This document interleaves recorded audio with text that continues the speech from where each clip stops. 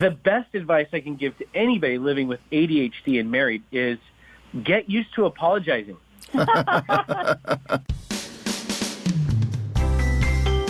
Hello, this is Dr. Ned Hallowell, and welcome to my podcast, Distraction. Today, we are, as part of our ongoing series during ADHD month, we are focusing on couples. And we are lucky to have with us a couple who have a website called marriage365.org. Their names are Meygan and Casey Caston, and they're talking to us from their bedroom in Irvine, California. And they are doing wonderful work for couples, and obviously they have a special interest because Casey has ADHD himself, and so they know about how that can impact a relationship, but they know about relationships in general. And so I'm really interested to learn about their work and hear from them. So let me just say welcome to Distraction, Meygan and Casey, and please tell us your story. Yeah, thanks, Ned. It's a huge honor for us to be joining you on Distraction Podcast. Big, huge fan of the work you've done. Thank you. And I almost think Meygan needs to share her story because she's been the one that's had to deal with raising an ADHD husband. I was diagnosed at an early age and went through every therapist, behavioral specialist, food allergist, and went to 9 different schools growing up because my ADHD was quite literally out of control. Wow. I wasn't a destructive ADHDer. I was more just full of energy and positive energy that just got me in trouble because I could never follow classroom rules of sitting down in a seat for longer than 5 minutes. Right. Where did you grow up? So I grew up in Orange County, California, and we actually both did. We both were born and raised in Orange County, and then we met in college in Orange County, and we still live in Orange County. So, we like the beach. We like the sunny weather. That's right. So when you met, how old were you? So I actually, I was 18. So I was a freshman in college, and Casey was on the freshman welcoming committee. And we laughed that he did a very good job welcoming me. You bet. And, I used to not believe in this, but I really think it was love at first sight. There was definitely an instant connection. In fact, I called my mom that night and I said, I met the guy I'm going to marry. Wow. Did you really? And she thought I was crazy. What was it? Just chemistry? Just sparkle? Well, kind of what he was talking about, that positive energy, which is funny. I was very drawn to his enthusiasm. He's very spontaneous, very extremely passionate about life, and I was very attracted to that from the get-go. And I'm an extrovert. I'm a people person as well, but he took it to a whole nother level. So it was very attractive to me. That's wonderful. And you, how old were you at the time, Casey? I was 23. I was quite a disaster, actually, all through my school years up into high school. I was actually on Dexedrine, and when I graduated high school, I wanted to start coping with myself and living with ADHD and trying to figure this out. And my social life was quite literally a disaster. I had a hard time picking up on social cues, giving eye contact. Oh, well, this is a funny story, actually. So before we actually dated, we were friends for a few months, and he never looked me in the eye. And I'm really big on eye contact. And so I just kind of stopped him one day. I think we had only known each other for maybe 3 weeks, but this is how bold I am with my communication. I said, hey, I kind of grabbed his arm. I said, is there a reason why you're not looking me like straight in the eye? And he was so embarrassed. And I said, I don't mean to make you feel bad. I've noticed that every time you talk to me, you're kind of looking everywhere. And I'm just wondering what's going on. And that's when he actually shared with me, oh, well, actually, I was diagnosed with ADHD, and it's really hard for me to focus on one thing. Like when you were talking to me, Meygan, I was noticing the birds in the background. I could hear the siren from the street. And then so I grabbed his face gently, and I had him look me in the eyes. And I just sat there, and it was so uncomfortable for him. And I could tell for about 5 minutes we just looked in each other's eyes, and I said, this is what you need to do when you talk to me. If you want to be with me, you need to be able to look me in the eye, and even in moments of seriousness, sure, but also just when you need something from me. I need eye contact. So I taught you, babe, huh? Yeah. How to have eye contact. Well, and I think that was super attractive to me because in past relationships, I tended to run over my romantic interests with my own interests. And I finally met my match, who was just as strong and wouldn't let me push her over. And I still don't. No, you don't let me get away with anything, do you? Nope. So sure enough, you did get married. How long after you met? So we'd been together for about 2 years before we got married. You know, dating and engagement was really easy overall, very fun. And then once we said I do, I mean, it was like a flip of a switch, and marriage became not a fairy tale, for sure. Yeah. And it got really hard, and it was so bad that by year 3 of our marriage, we actually were looking to get a divorce. What went wrong? Everything. How much time do you have?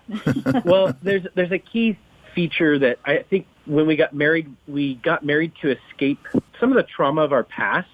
And between Meygan and I, there are 12 marriages between both sets of our parents. So to give some context, my mom is literally, she's on her 6th marriage. Wow. And so when we got married, I think there was a bit of an escapism from, we're going to do something different. And so that was traumatic. What was traumatic in your childhood, Meygan? Well, I would say that there was several different things. In my upbringing, typically, you hear about, husbands abusing wives. And in my situation, my mom was actually the one that was very abusive to my dad. She struggled with anger and rage for many years. And my dad ended up having an affair. And then he married the mistress. So, there was its own sets of trauma, for sure. But I never felt very safe growing up. I never felt like I could be messy and be real because I just didn't know. My parents weren't steady people. That was really important for me. And then when I married someone who had ADHD, who had mass chaos growing up, so many different transitions and homes and stepdads and all these things, I wanted steady, and that was the last thing that I got. So yeah, you jumped on a crazy train, huh? Yeah, and I think we didn't know how to communicate. We didn't know how to forgive. We didn't know how to apologize. We knew we were supposed to do all these things, but we just didn't really know how to. No one taught us how to be married because, of course, with our parents and all the divorce, we just were taught, well, if you're not happy, just find a new person to make you happy. But you had 2 years together without being married, and those were fine. They were. Yeah, they were great, actually. They were great. It was something about marriage. Once we said I do, it was... oh, shoot, we're stuck. Yeah.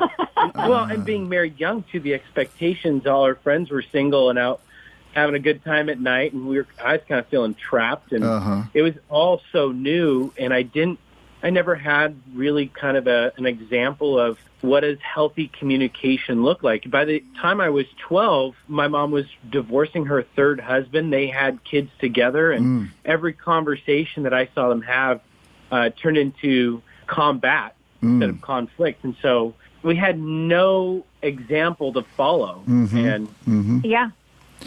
I really think that, that at the bottom of it all, we had some really high and unrealistic expectations of each other. So when those weren't met, we lashed out. We fought, we got angry, called each other names, and, it just got worse and worse. And as resentment and more anger built, we just drifted apart. And how did you right the ship, so to speak? So I was actually volunteering at our church as kind of a youth leader.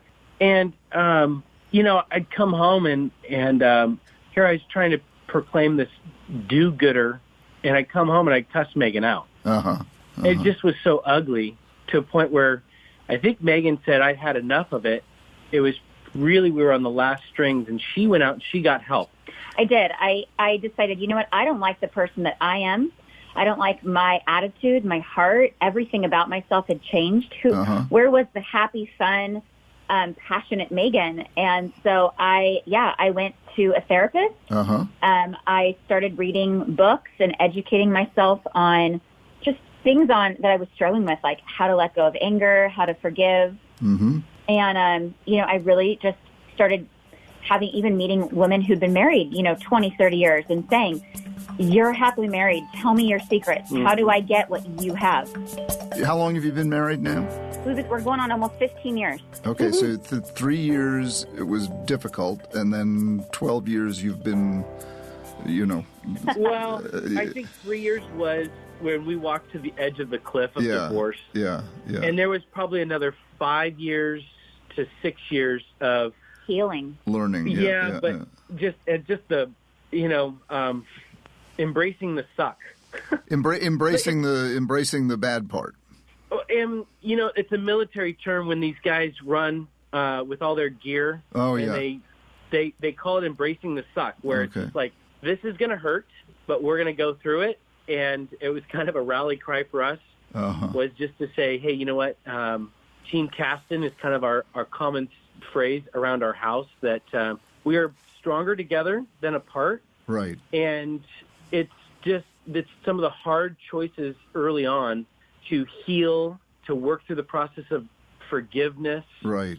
For apologizing all those times that I lashed out at Meygan. Right, right. How did you start Marriage 365? Well, I wanted to say one thing before that. Yeah. In the last 10 years, or the first 10 years of our marriage, I have had 21 jobs. Wow. So, again, it was the instability of living with ADHD that was driving Meygan to a place where we needed to find some solutions for our relationship. And I think that every relationship has this unique and dynamic dance. And like Meygan was saying, self-awareness is so critical to that process of knowing your strengths and knowing your weaknesses. And then knowing your spouse's strengths and weaknesses. So basically what happened with Marriage 365 and how we kind of started this was, part of Casey's 21 jobs was he started officiating weddings on the side. And he would meet with these couples, and he'd ask them, okay, so, after you get married, do you guys have any resources? I mean, what are you doing to stay? Because it's not just about the wedding, right? It can't be about the wedding day. What are you doing? And he was shocked with their responses. Well, we'll just wing it. Nothing's going to change. And that was kind of like, wow, you know what? We really went into marriage with that same mindset, and look what happened to us. And so Marriage 365 started as a Facebook page where we just kind of threw some ideas up on social media because our friends were starting to come to us for their marital problems. And we thought, well, we must have some wisdom on this area. Let's just throw it out there. And one follower became 10,000, became 100,000. And then it was like, well, let's just start an Instagram and let's just start a YouTube. And that's really kind of, honestly, with the mentality of let's just put some helpful information out on the web and see what sticks. And oh man, did it stick. And as things go, it kind of went viral, and it's such a cool, awe-inspiring responsibility to steward such a large community of marriages from all over the world. So is this now, I'm sorry, is this now your full-time job? Yeah, we do this together. Yeah. Oh, it's your job too, Meygan. It is, yes. How many patients do you have? How many patients? I love it. So we're nearing 1,000 couples that have signed up. Wonderful. We are a little less than a year out from when we first launched this, and it's just been incredible, the feedback we've gotten from couples that have found connection inside their marriage. And I think a little bit of it is, Meygan and I are very transparent with our struggles through our relationship. Yeah. And I think people feel like they're not alone. Sure. That they're normal. It's like the struggle is okay. And we live in a culture, as you are very aware, that, if you go to the counselor or you're going to a therapist, that must mean something's wrong with you. And there's a shame script that goes along with that. We're trying to beat that back. Oh, it's so important to beat that back. Look how much it helped you, Meygan. I mean, it started everything off in a different direction. I tell people it should be no more stigmatized than going to the hairdresser. It's I like that. It's something you're doing for yourself that's healthy and really good for you, and you won't die without it, but life sure is better with it. And it is. And you know what? We've spent a lot of money on therapy. We've spent a lot of money and time, and I've never once regretted it. No, yeah.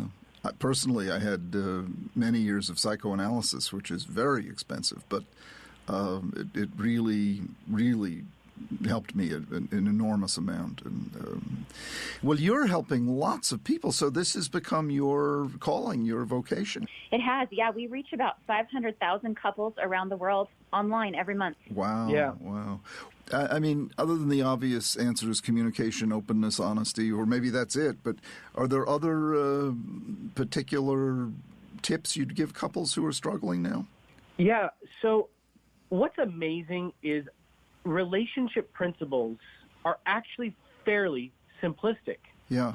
But it's untried, not untrue. And so what we try to communicate with couples is, hey, listen, it really does come down to communication, because how we communicate is how we connect with one another. Mm-hmm. Mm-hmm. Now, there are tips and tricks that couples can employ to make communication good, but, very simple. When you make a mistake, own up to it. Mm-hmm. Apologize.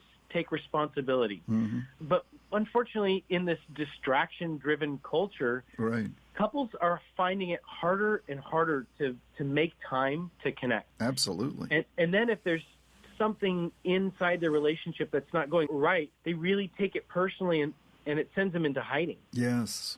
Avoidance becomes the coping style. Yeah. Ned, I would say we get asked this question is, what is the number one killer of marriages today? We would say that what we've experienced and what we see the most is busyness. Yes. That people put themselves on autopilot. Yes. They're just going through the motions of the day. And so it's deceiving, right? Because you're doing life with your partner. You're paying the bills and you're taking the kids to soccer practice. And, right.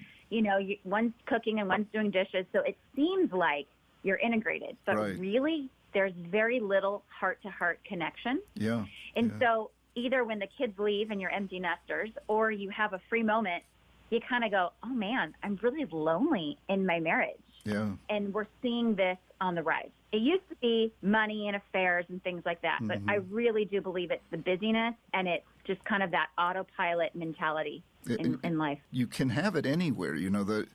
I was we were season ticket holders to the Patriots, and yesterday we were at the game, and at one point it was a hot day for some reason in New England, and so I was wearing shorts, and at one point she put her hand on my leg, the bare part of my leg, and gave it a squeeze and said, I just love you so much.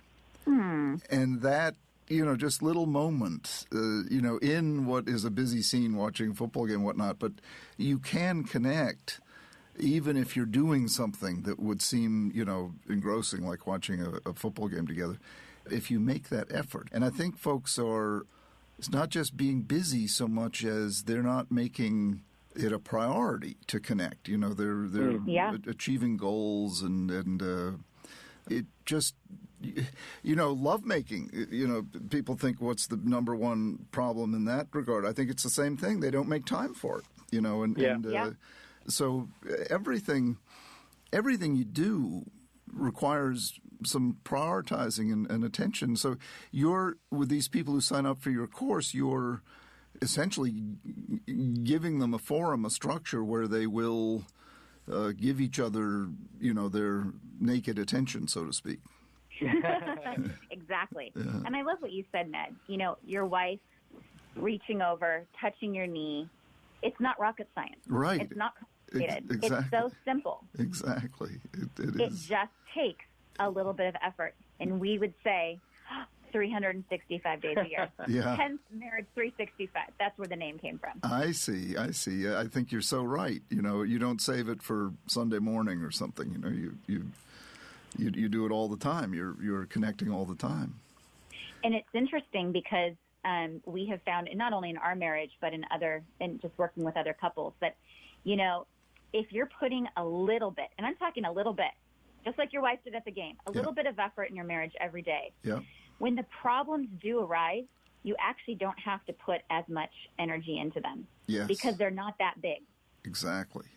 And so it's almost like most couples, it's reversed, right? They don't put effort or money or any time and attention into the relationship until there are problems. Right.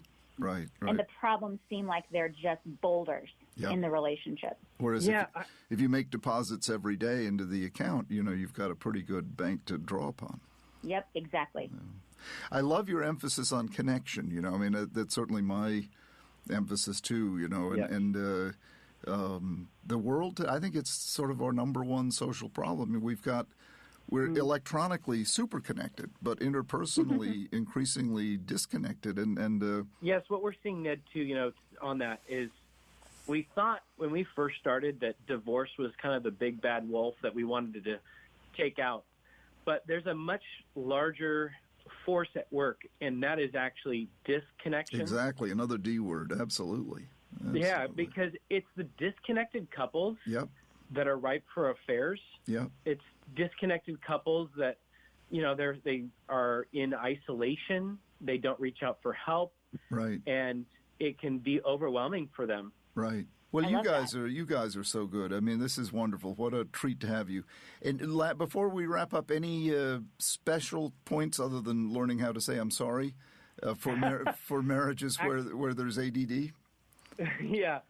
So it's really good to think of marriages as in low-maintenance marriages and high-maintenance marriages to set the right expectations. And low-maintenance marriages are those couples that come from really secure attachments, good families. They're both easygoing, naturally. That is the complete opposite of us. Even though we talk about marriage, we geek out about marriage on a daily basis, we are in a high-maintenance marriage, which means that we just have to be more deliberate and more careful and watchful over what we do inside a relationship.